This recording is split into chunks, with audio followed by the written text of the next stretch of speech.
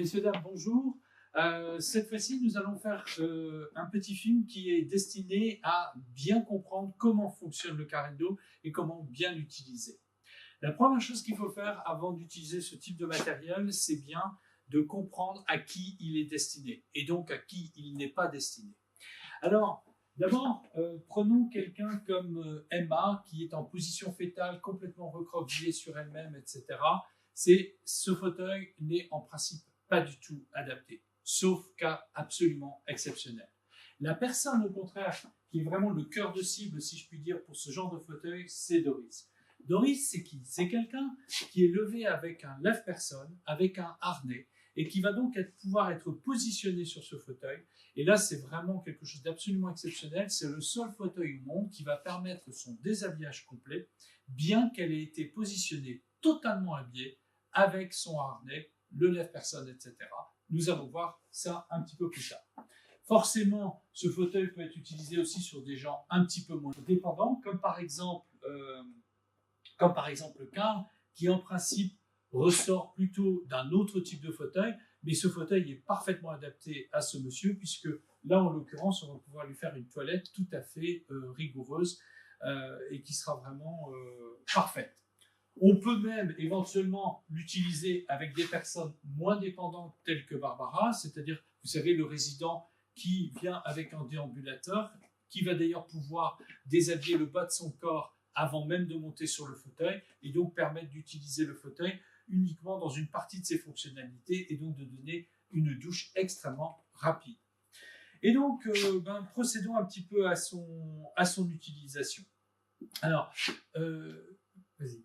Je vais vous demander, donc ici on va prendre une résidente, voilà, et je vais bien vous expliquer dans le détail comment fonctionne ce fauteuil.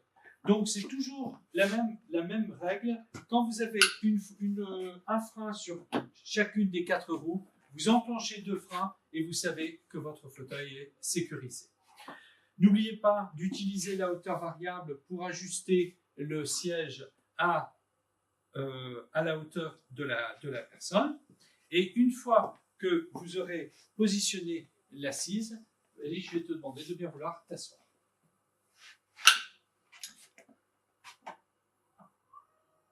Première chose que l'on va faire, c'est déshabiller le haut du corps. Et donc pour ça, en général, on élève un petit peu le fauteuil, on fait face à son résident, on l'élève partiellement, pas totalement, on peut déshabiller la personne et donc le haut du corps est déshabillé. Maintenant, nous allons procéder à quelque chose de tout à fait extraordinaire, à savoir le déshabillage du siège de la personne. Comment allons-nous faire? Eh bien, d'abord, je vous recommande de lever le siège au maximum et de bien concentrer votre attention sur cette partie-ci. Et c'est là que vous allez vous apercevoir toute l'astuce de ce fauteuil. À ce moment-là, en fait, on est bien d'accord que pour déshabiller le siège de quelqu'un, il faut que la personne ne soit pas assise dessus. Et donc, je vais vous demander de bien observer cette télécommande. Et vous voyez, je vais appuyer sur ce bouton-là, donc le bouton qui se situe sur le côté gauche de la télécommande. Et regardez bien ce qui va se passer. Et donc, ici, vous voyez que la partie basse de l'assise se soulève, alors que la partie haute, elle, reste fixe. Une fois que cela est arrivé, vous pouvez, évidemment, c'est un coussin qui a été prévu pour être facilement replié. Vous pouvez ensuite ouvrir les effets personnels, ici le pantalon, ceinture, etc. par devant, et venir attraper les vêtements et les rétracter.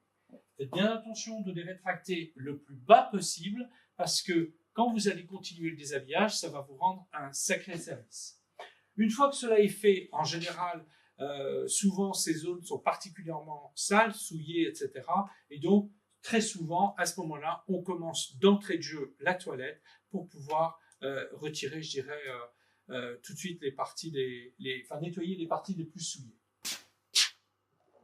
Une fois que cela a eu lieu, vous allez maintenant devoir repasser par la position assise qui va vous permettre de changer de mode et cette fois-ci de mettre le résident dans une position qui est vraiment extrêmement confortable. Nous allons voir ça.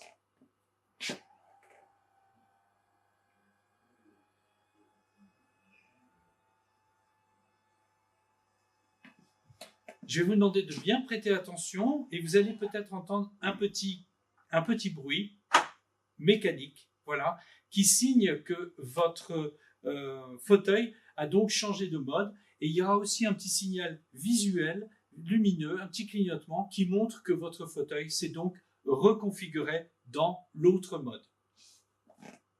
Et cette fois-ci, je vais pouvoir allonger ma résidente.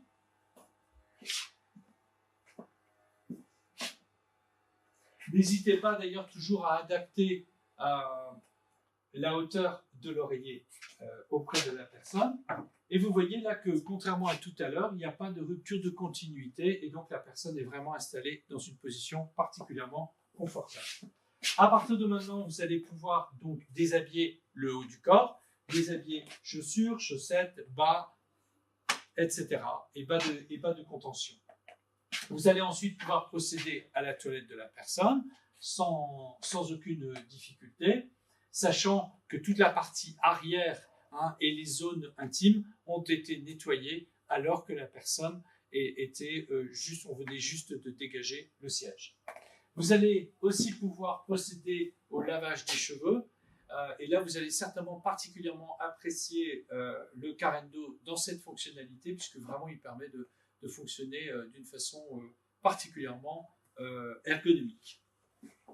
Cela étant terminé, vous allez pouvoir commencer à sécher. À l'inverse, déjà, commencez à rhabiller votre résident. N'oubliez pas de remonter les vêtements bien haut, le plus haut possible, parce que cela va vous permettre ensuite de faciliter la remontée des sous-vêtements, etc. et du pantalon pour les messieurs.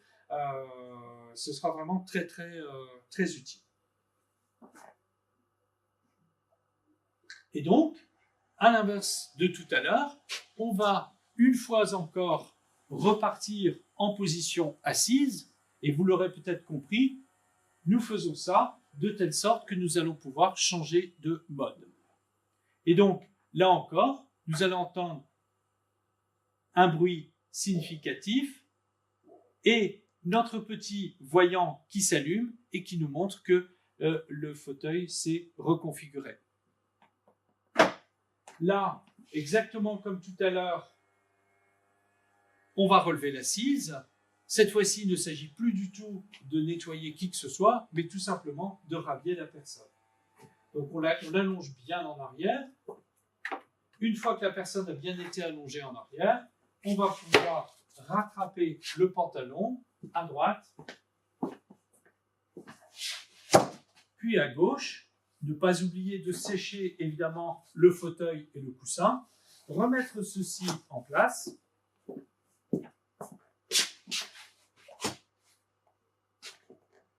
Et maintenant, une fois que cela est fait, on va pouvoir à nouveau revenir en position assise pour rhabiller le haut du corps.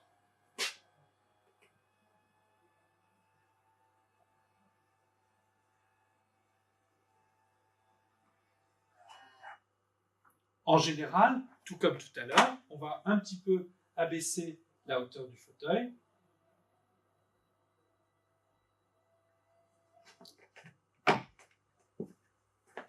Là, à ce moment-là, vous allez incliner la personne en avant, lui remettre ses vêtements comme vous en avez l'habitude. Ne pas oublier évidemment préalablement de sécher les coussins, etc. avant de remettre son dos sur le fauteuil. Voilà.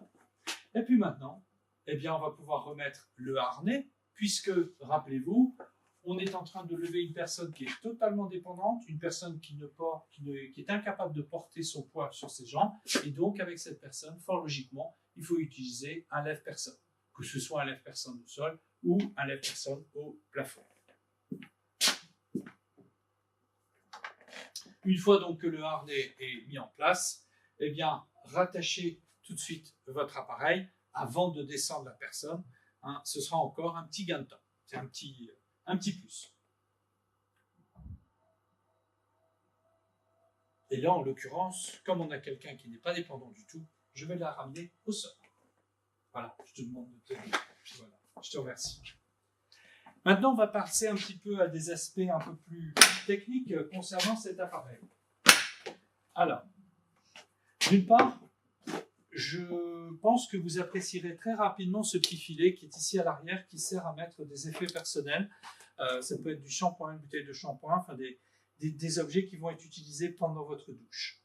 D'autre part, vous savez que tous les appareils Arjo sont toujours livrés avec 2 batteries interchangeables.